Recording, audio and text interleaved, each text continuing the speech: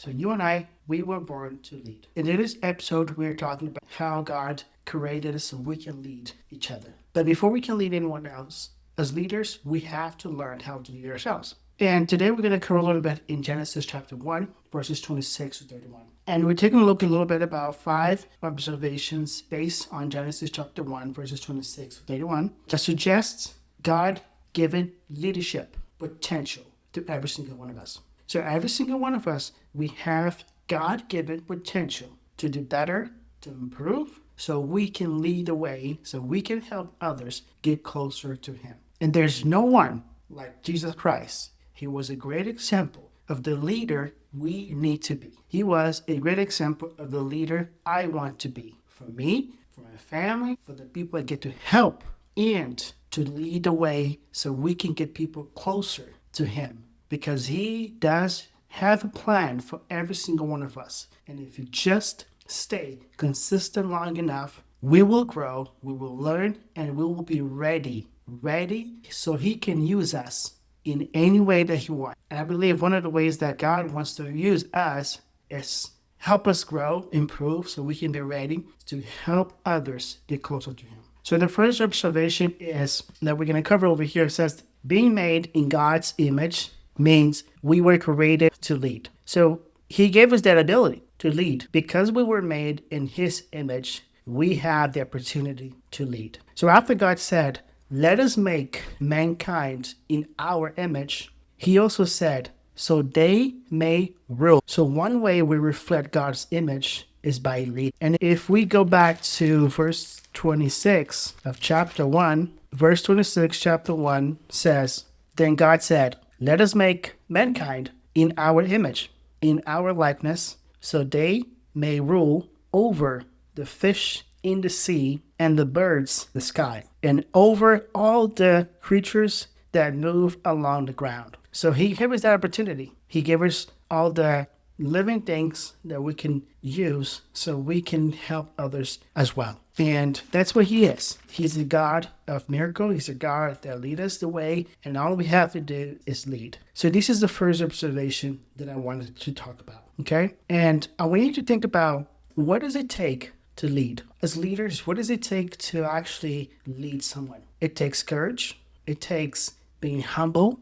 It takes accepting that we are not good enough, but what we know is good to help us get closer to Him. And at the same time, we have the opportunity to set a good example. There's no way we can lead people if we don't set a good example. So as you think about that, as you think about what God gave us, the opportunity to not just get closer to Him, but to be part of His plan and lead people closer to Him. As leaders, we have the opportunity to show up every single day and do our best, and at the same time, understand that we're not alone, that God is there in the same way that God was there for Jesus. He's there for all of us as well. And Jesus Christ was a great example of the leader that we need to follow. Because it's not just important to be the leader and help people and tell people what to do, which is a manager. We don't want to be that. But we need to follow Jesus Christ's example because He was the leader that we all want to be.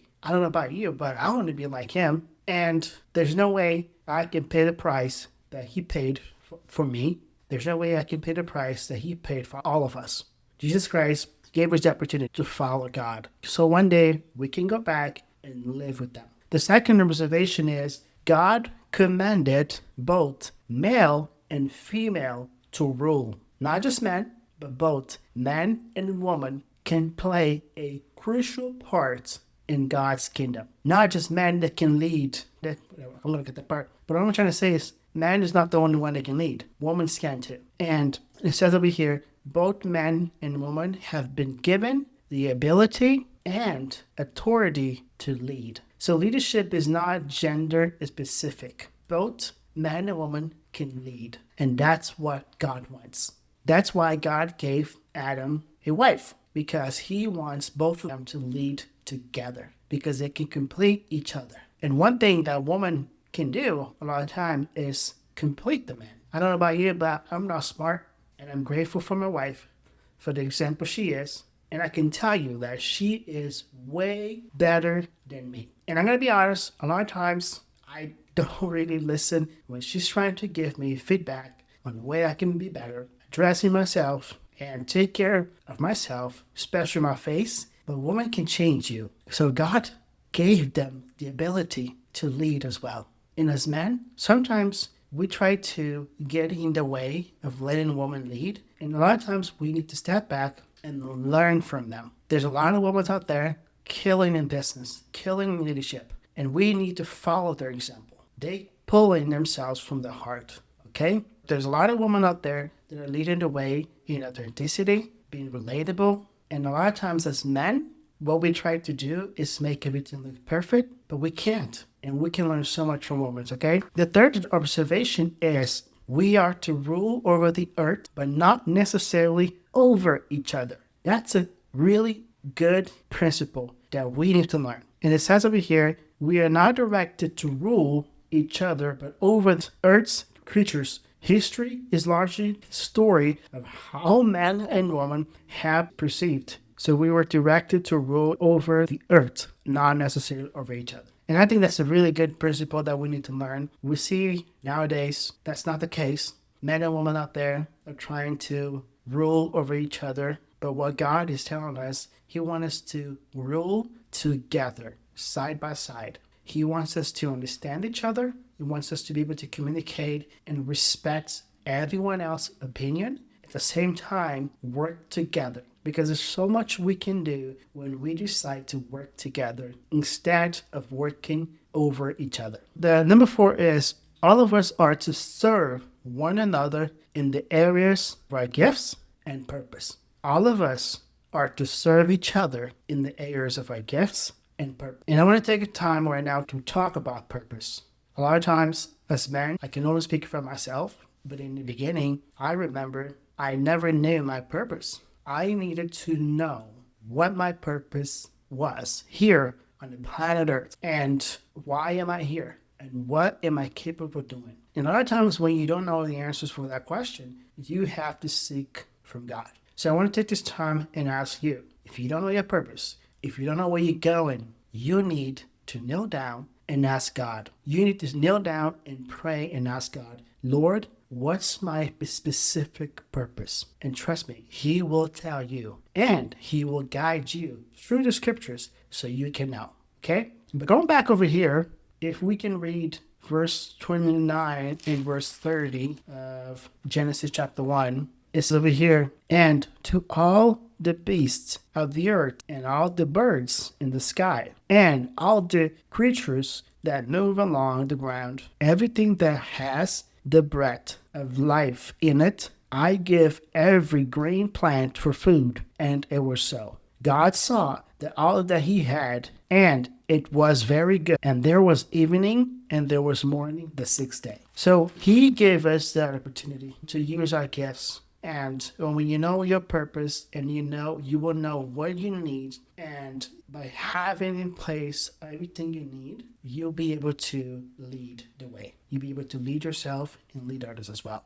And the last one is each person's leadership is best exercised in his or her areas of giftedness. Your area of giftedness, my area of giftedness can be exercised with our leadership. And if you don't know your gift, you need to also ask God. I think it's really important to ask God. But I think the moment you begin to know your real purpose, you will find your gifts. And every single one of us, we have that gift in us. God gave us that opportunity to know our gifts. And He wants us to get closer to Him so we can use our gifts to help Him bring people closer to Him. And that's how you develop leaders, by being the first one to find your purpose with your gifts. Lead the way. I'm a firm believer that if you don't begin to put you in places where you feel the wholeness, when you feel that you can impact people, you will not be able to impact anybody. So leadership begins with us, and God gave us that opportunity. So when we discover our gifts, we will naturally be able to lead in the areas that we feel most productive, most comfortable, intuitive, and satisfied. In these 5 areas. you will be able to lead in the areas you feel most productive. And being productive, for me, means taking the time to grow yourself every single day and lead the way. I believe that every single one of us, we were born to lead, like the scriptures teach us. Like in Genesis chapter 1, verses 26 to 31 teaches. And every single day, if we find ways to inspire people to be a good example and exercise the power and authority that He gave us to lead, we can make a difference in someone's life. And when you make a difference to someone, that person will make a difference to 100, 200, or even more. The only way that I can lead people is if I lead myself with my example, by knowing my purpose, by knowing my gifts and where I'm going. And God is there. He's always there to help us get closer to God and lead the way and be part of His plan. That is the message that I have for you. I hope that makes sense. And I'll see you in the next video.